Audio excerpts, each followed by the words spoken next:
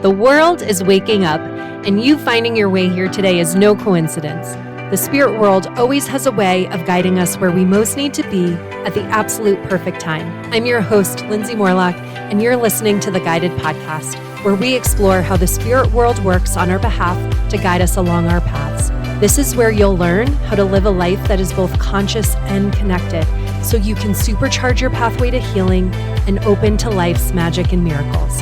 Come along this journey to see how guided you truly are. Hi, everyone. Happy New Year. I cannot believe we are officially into the second week of 2025 already. It's crazy, but I'm so excited to be here today with Catherine Ann as we kick off a new series for the podcast in which we're going to be coming together once a month to deliver a discussion around a particular theme. So each month, Catherine is going to be going into the Akashic Records to understand the guidance that we as a collective most need to support our individual and collective evolution. So, Catherine, I am going to turn this over to you to kick us off and get us started, and we will dive right in. Great. Happy New Year, everyone. So I went into the records and asked them, what is the theme that most serves us as we start off in 2025? So whether or not this is the theme for the entire year or just to get us started for the next few months, what is it that Lindsay and I can most benefit in talking about? And so the theme they gave me was at first a little jarring. And they even said to me, like, we can feel that you're uncomfortable by this. And so they gave me two words, belligerence and sanity. Neither of those words felt super comfortable to me at first. And so as I sat with them, they said, can you feel the discomfort in the word belligerence? And so belligerence is a resonance or a frequency that is very available in the collective right now. And on the other side, can you feel the comfort in the word sanity in the sense of balance, peace, and harmony? That is the intention. And so what I did was I actually went and looked up the root of both of those words to see if I could get a little bit additional guidance, and that helped me even further understand what it was that Spirit really wanted us to dive into, which is belligerence comes from Latin terms that are related to waging war. So the term belligerence literally comes from Latin words that mean waging war. And I feel like that is a dominant conversation in our collective right now, this idea of war, and looking at it not only in a global sense, but in the acts of our local environment and then within us. And then sanity actually derives from the Latin word for health. That made me feel a little bit more like I got it a little bit more, because it's about, well, there's like so many different angles to this, but like, how does waging war impact your health? How does waging war internally in your internal dialogue, even if it's negative self-talk, impact your health? How does waging war with others impact the health of the relationships? And then, of course, on a global sense, waging war and just the life and health and well-being of society. So these are the theme that, or this is the theme that I was given, belligerence versus sanity.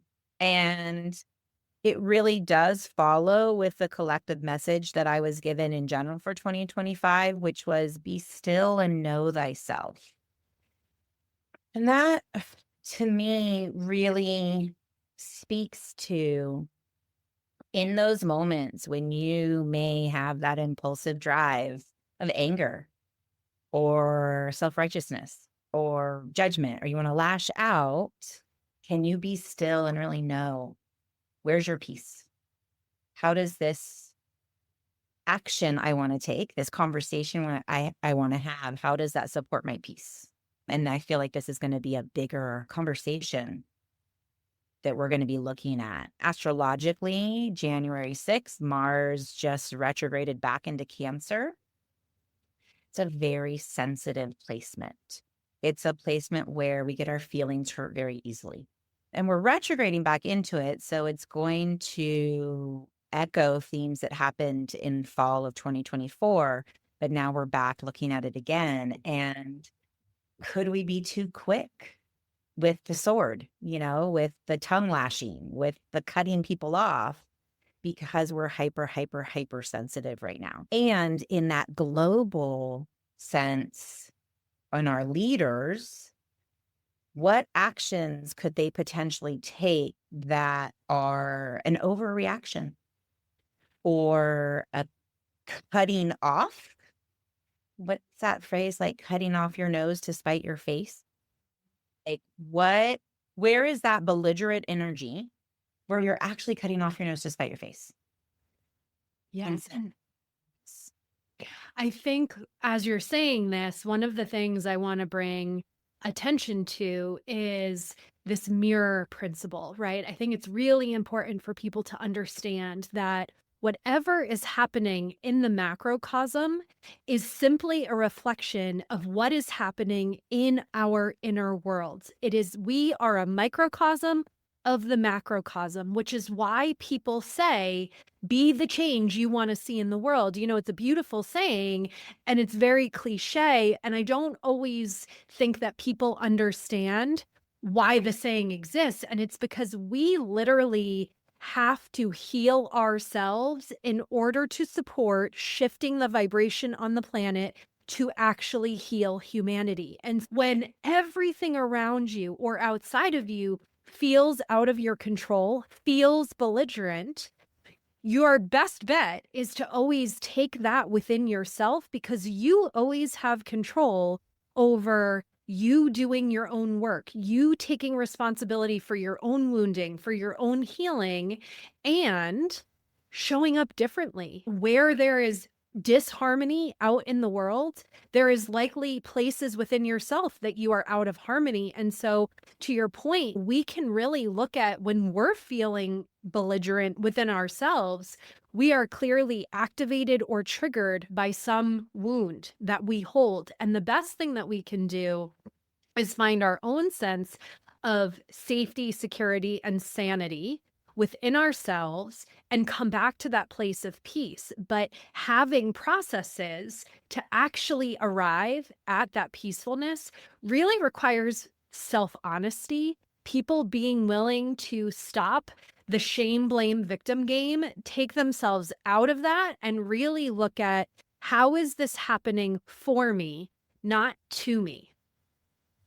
Yes, very much so. And I would say, in addition, the value of having people in your life that can support you in that process. So either having somebody that teaches you practices for inner reflection, for diving deep, for processing your emotions, and also having people that, like you and I do all the time, I'll share an insight I gathered, a processing I did, and then you'll give me that next step further, right? That, yeah, yes. And did you see this? Did you look at this? And then go back and dive in deeper. And I feel like that's where it's really valuable to have a network, whether it's through any of the different many modalities that we all love, right? I love the astrology and the tarot and the Akashic Records and channeling.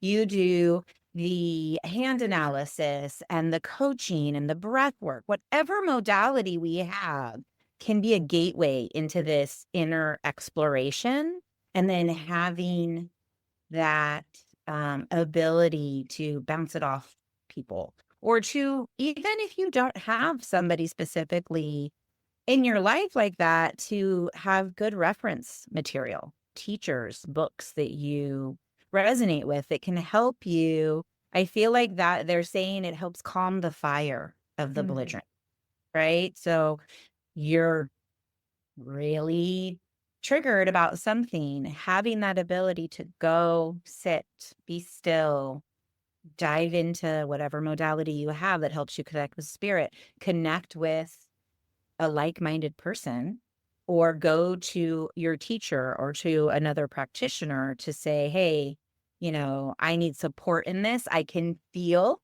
that I'm not getting to the root of this, but I have something that's coming up to be released.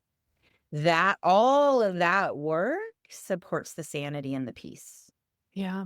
And because you're so right, because one of the things that I feel like has been a big part of my own journey has been how my thoughts, how my own belligerence, how where I've waged war on myself, I think has really come from my own negative self talk and where I have punished myself, where I've blamed myself, where I've beaten myself to a pulp over the years. I feel like I was someone that always thought, the pathway to self-improvement was by being really hard on myself. Like if I could just be hard enough on myself, that was going to be the catalyst for me to grow more. And what I've learned is the opposite was true.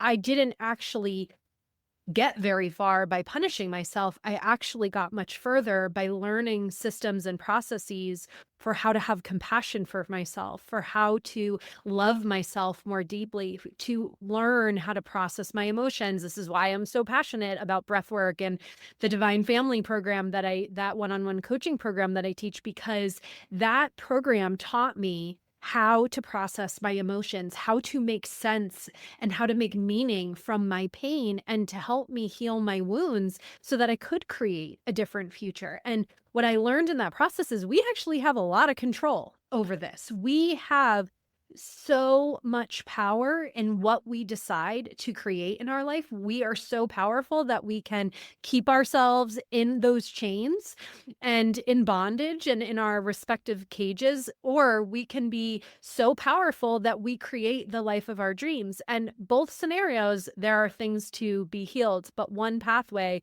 is far less painful than the other when it comes to that healing. And so I really feel like when I think about my own journey with how I beat myself to a pulp and the different shame spirals I would go down, I had a lot of physical health issues very early on in my life that I ended up navigating through early adulthood mostly, right? I had 2 spinal fusions before the age of 38, and that's pretty significant, right? And I think a lot of that was like not the spine, right? Not supporting myself, and where I was good at supporting others, but not showing up in service of myself. And so the negative thoughts and the things we have literally create emotions in the physical body, and our issues are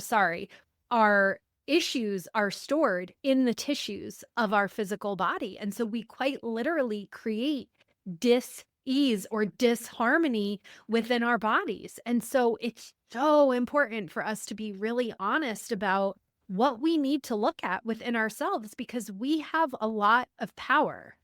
We do. And I think that ties so beautifully in with the word sanity, right? Because what is your body telling you? What you aren't feeling well, or you have a chronic ache and pain. This is a message. Your body is a messenger to what you're not processing, what you haven't dealt with. Maybe it's saying, now I'm ready. Maybe you had stuffed something down for a long time and then you have an ache or a pain, and it's like, I need to look at this because it's impacting my health. And so having a process to go into, what is my achy knee telling me? It's not just that I'm 50 and not feeling well because I'm getting older. It's what is really being illuminated to be processed, released so that you can come into a place of balance and harmony. And I think that there are so often times where, whether we're waging war on ourselves with that negative self-talk and the shame, blame, punishment spiral, or in our relationships. I kept getting pulled to this particular situation where I was in such right fighting, such blaming, such judgment, that it was multiple years of living in this anger. And then going through these healing processes. On one hand, I want to say it's not one and done, right? There's levels and layers of everything. But on the other hand, when I really surrendered to, I want to heal this, I want this to shift, it did. And to me, it feels like it shifted overnight, although I do understand that it maybe was a more gradual shift out in the 3D of my life, but the feelings shifted overnight because I was able to just go in with full surrender and say, I want to heal this. I want harmony in this situation. I don't want to be waging war anymore because when you're waging war against another, you're waging war against yourself, right? Yeah, and vice versa. Like when we're waging war within ourselves, we're often projecting that energy onto other people. And that's when we hurt people. That's when we make choices or decisions that we later regret. We're acting on impulse from a negative emotional space as opposed to taking a step back and processing the emotion and understanding the intuitive message that spirit is trying to give you through that emotion. And I think that's one of the things that we don't learn growing up. We don't learn that our emotions are not good, bad, right, or wrong. They are simply intuitive messages from our soul. And if we listen to all of those emotions, they're always pointing us in the direction of our highest evolution. But what most of us do is we stay thinking about our emotions. So we think about all the reasons we're angry. We think about all the reasons we feel sad. We think about all the reasons we feel X, Y, or Z. And if we're thinking the reasons for our feelings, we are not feeling our emotions. Feeling emotions happens in the physical body. So when I tell people you got to feel your feelings, I'm speaking to what does the sensation of anger feel like and where is it located in the physical body? So if you need to feel anger because you feel like you need to speak your truth, you might feel a knot or a lump in the throat, in your throat, right? When people are really angry, you might say, "Oh, my blood is boiling." That's the speaking to the sensation, and we need to breathe and through that and really process that to clear it from the physical body before we can really step back to understand from a place of neutrality what that emotion is trying to communicate to us. And I think from that space, that's where we get so much love and understanding because we're in a place of personal sanity and our hearts are much more open to seeing the truth. We can't see the truth when stuck in crazy emotions. We are literally blinded from the truth. We cannot see it. And so we have to encourage one another to really take a deep breath and come back to this place of neutrality instead of reacting from the place of our woundedness. Because I really feel like this is so much of what's going on in the collective is people are walking around carrying such heavy weights from this lifetime and previous lifetimes worth of issue. And we are being called to step up our spiritual practices, feel our feelings, understand what they mean so that we come back to a place of personal peace. That is where our power is. Our power is in our peace. Our power is in our presence because that's the place we're creating from. So, to the extent that I think we can encourage people to seek out how do I reach that sense of inner peace? Maybe for some people it's meditation. Maybe for some people it's breath work. Maybe for some people it is working with these different modalities. I know for me, I just had my annual reading with you for my astrology for 2025. And even that helps me restore to a place of peace because I had these inklings about what my focus was for this year. And you were like, yep, right on track, right? Health and career is the focus.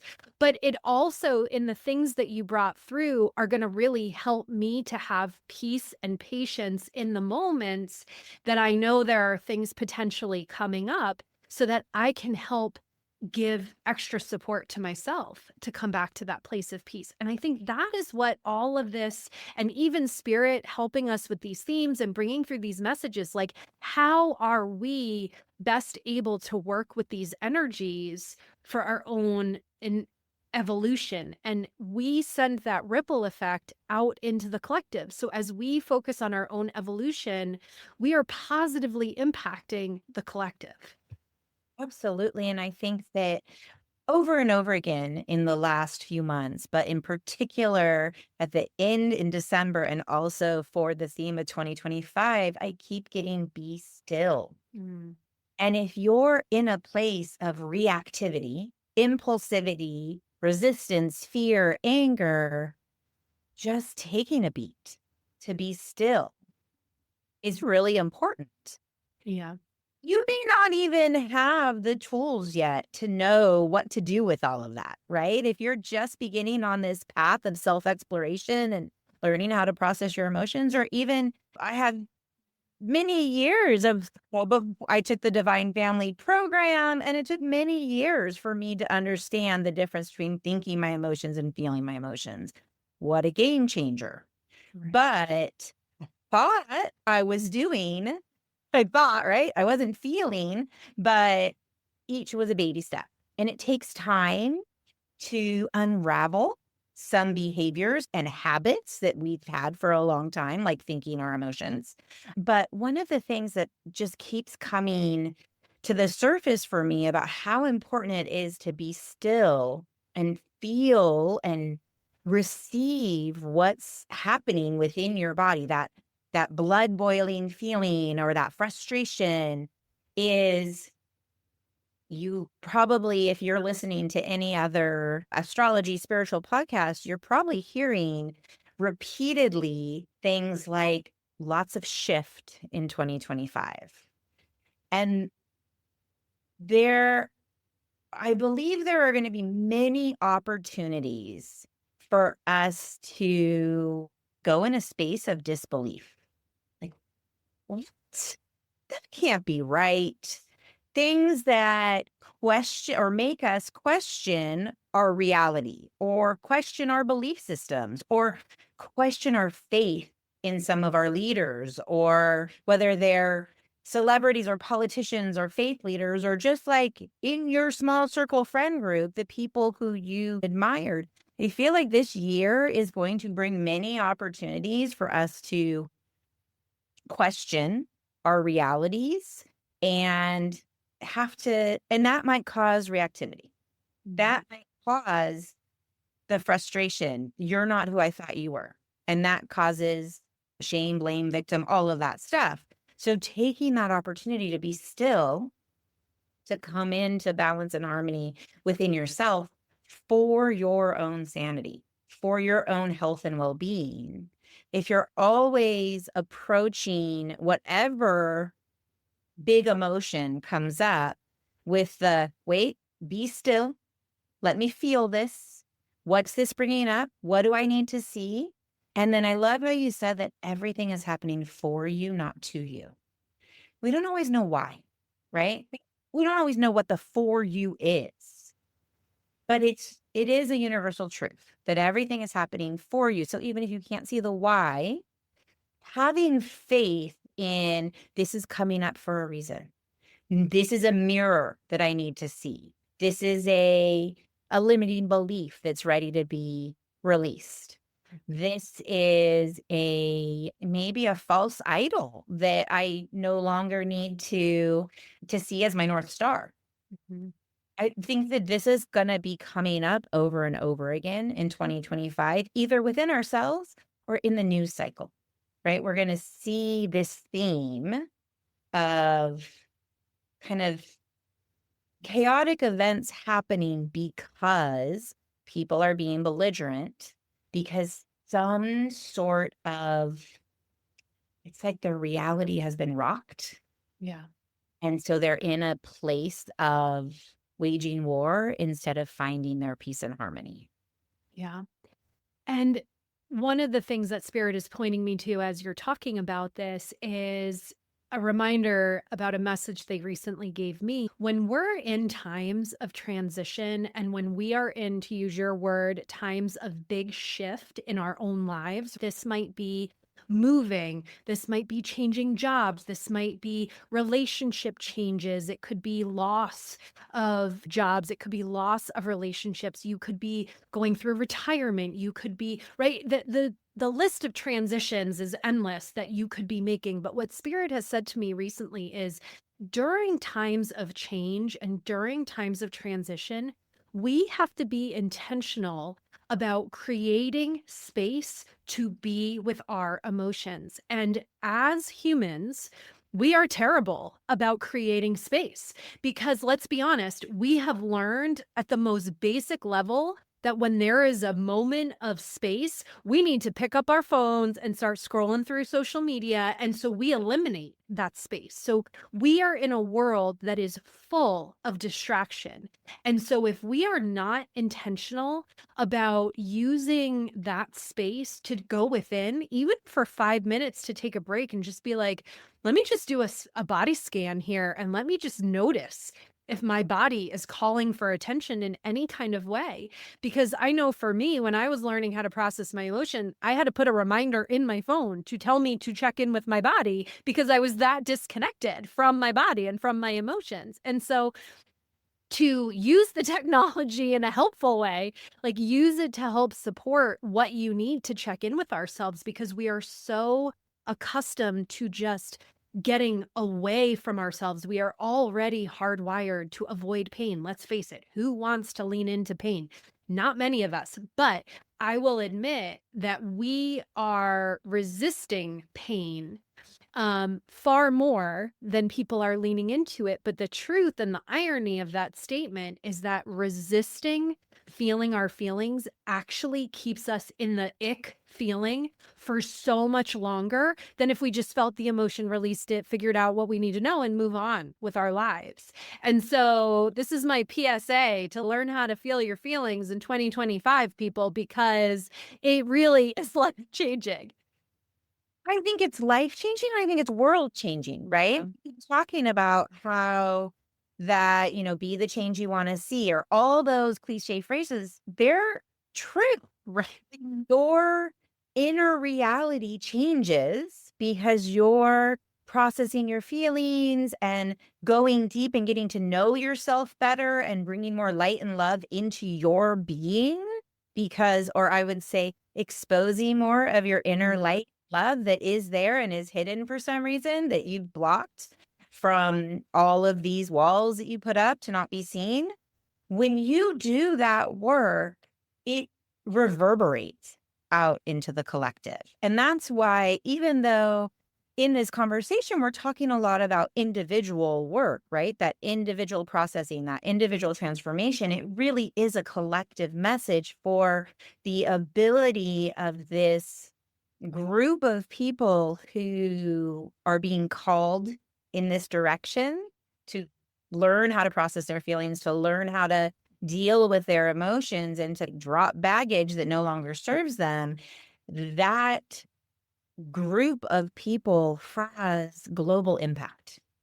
It's not that every single person on the planet needs to know how to do. I mean, yes, it would be great, right? Wonderful.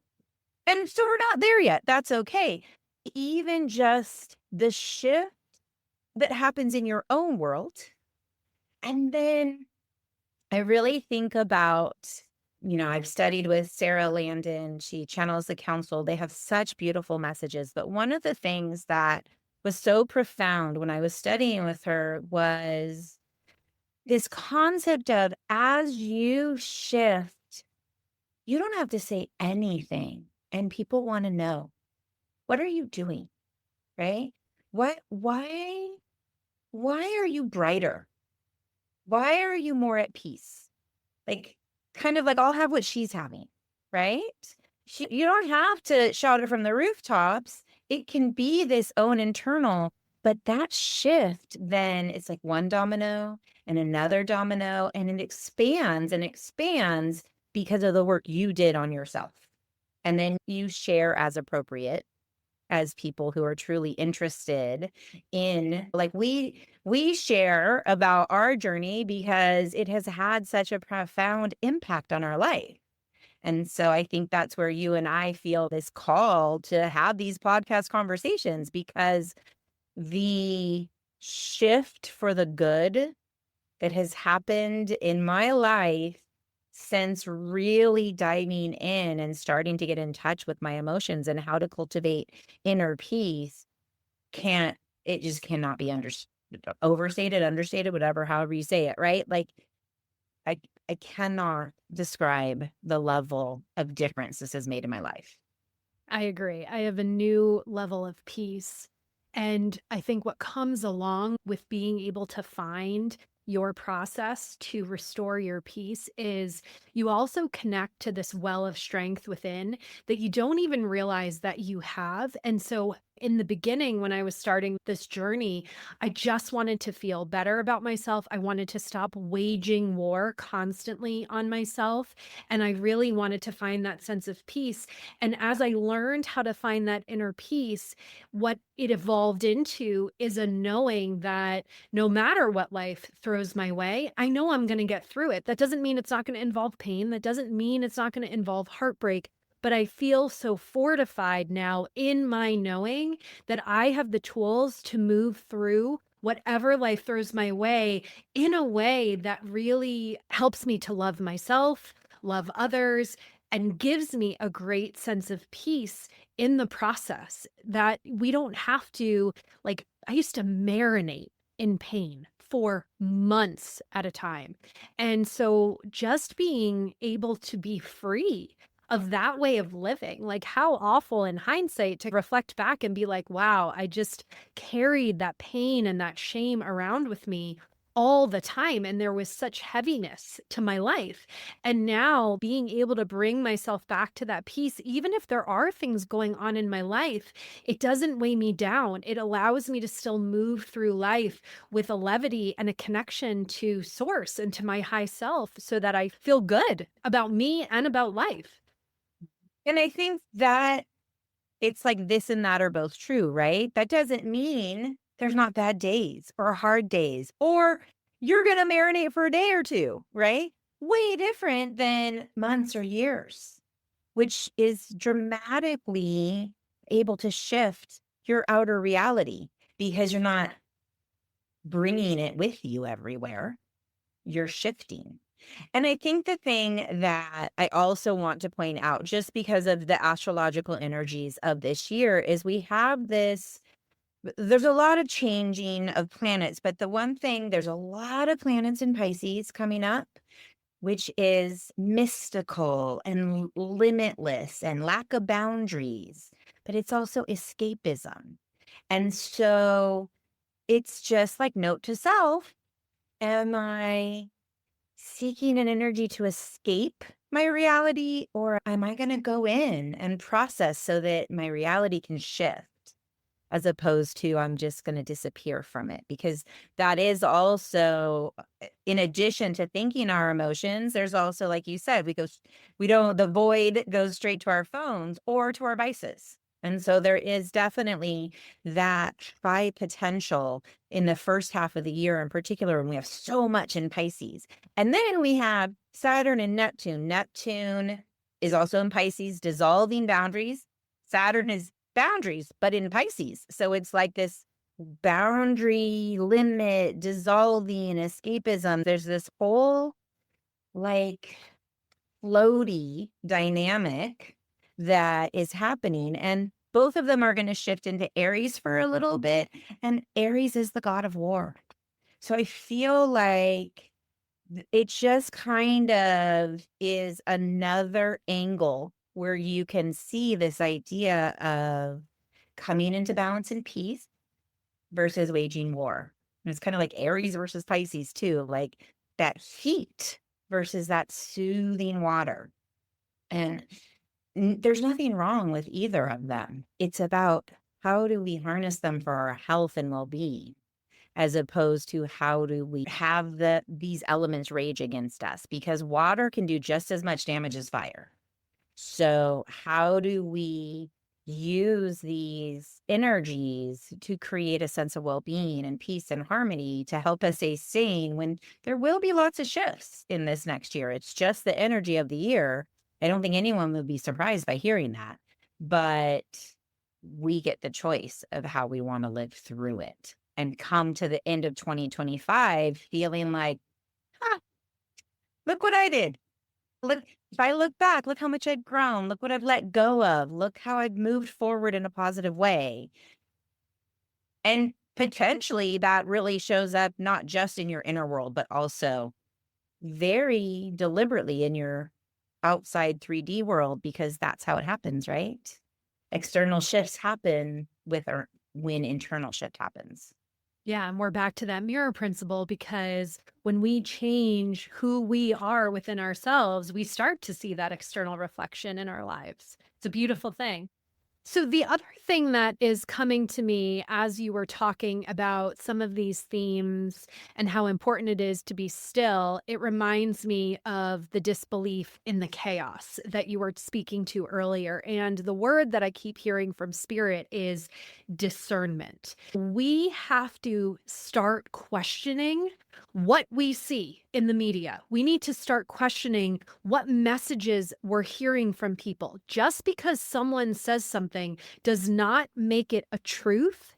And it is incredibly difficult to be receiving so much different information from different sources, the perpetuation of different propaganda or messages or beliefs. And by the way, this happens in your own family and friend circles where, you have a belief about one right way of doing things, right? For example, at the most basic level, maybe you are a student looking to go to college and the option of not going to college and doing something else isn't even a belief, part of your belief system, because everyone you go to high school with goes to a 4-year college, right? So this isn't just happening in the news and the media. This is happening in our own communities and friend groups. And so we need to be questioning what is right and what is true for us.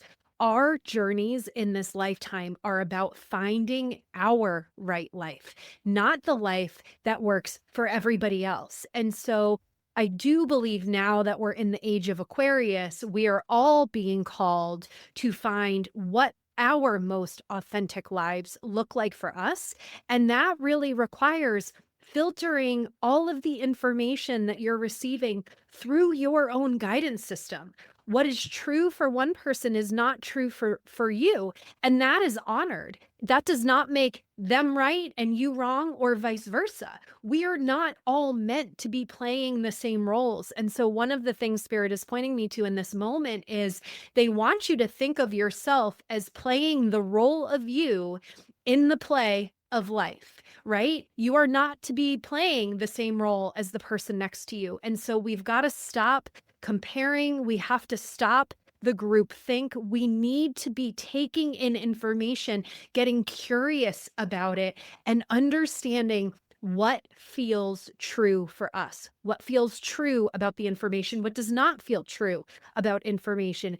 Your intuition is your superpower. And so really embrace that word discernment and look at where you need to apply your own personal lens of discernment to yourself and your learning and the information that's coming in around you.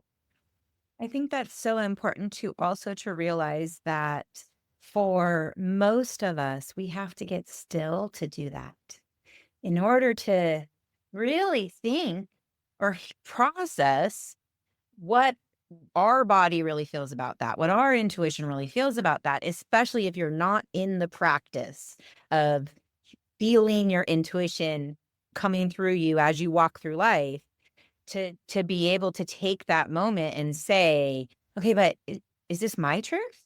How do I feel about this? And sit with that and let it marinate, let it simmer.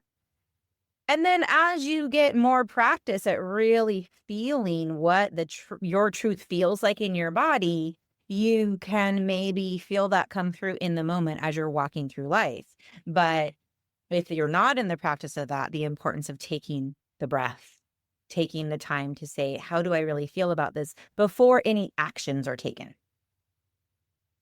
We do not need to rush down any roads, right? And so it's really important for us to feel very clear about whatever steps we are taking and how we move forward. When we get excited, other emotions tend to allow us to react impulsively to things. And when we're excited, we just want to run towards the thing that brings excitement. But we also want to make sure that we're feeling really clear within ourselves. And the way that we learn how to trust ourselves is by making sure that our bodies are clear, that our emotions are clear, because then we can really trust what we're feeling. When we're all clogged by other emotions, we're not clear. And so that's when we start to doubt ourselves. And so I think all of that, being clear, knowing your emotions, knowing thyself, being still, are going to be really important tools to grasp as we move into 2025.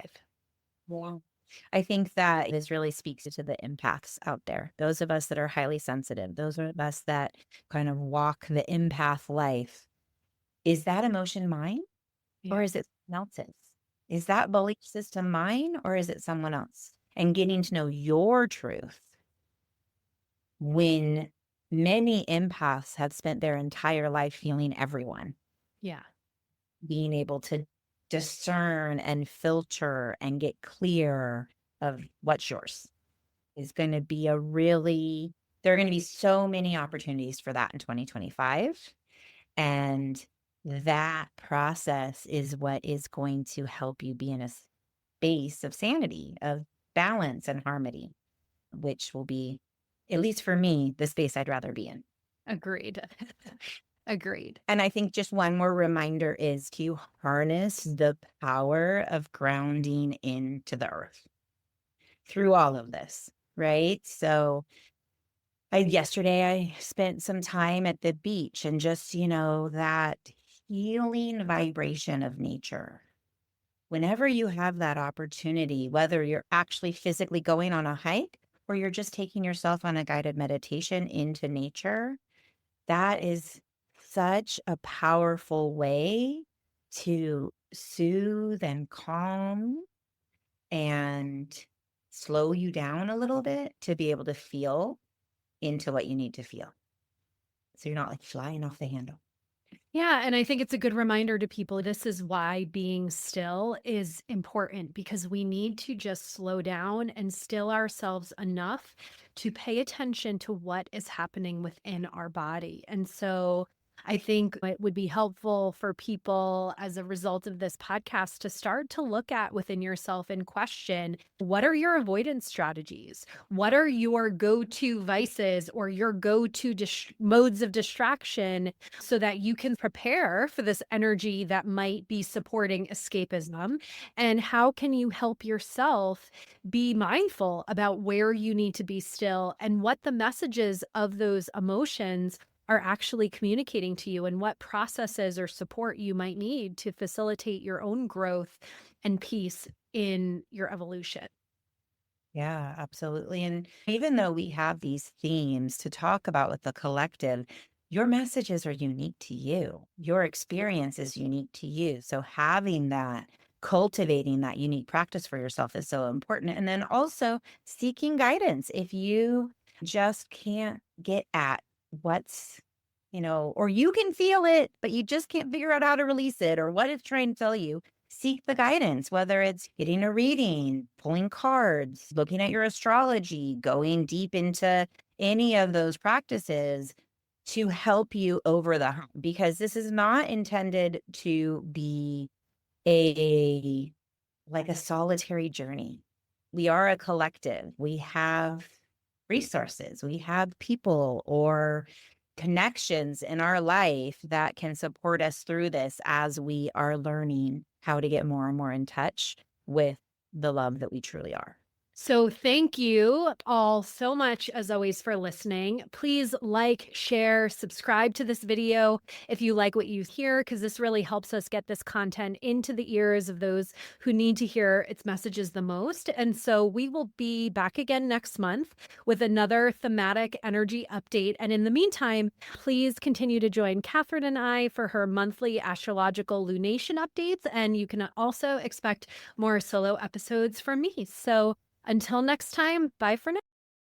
Thank you so much for listening to the Guided Podcast. If you enjoyed this episode, I would be so grateful if you would share it with a friend or even leave me a review so we can ensure that it makes its way into the ears of listeners who need to hear these messages most. Until next time, may you remember how guided you truly are.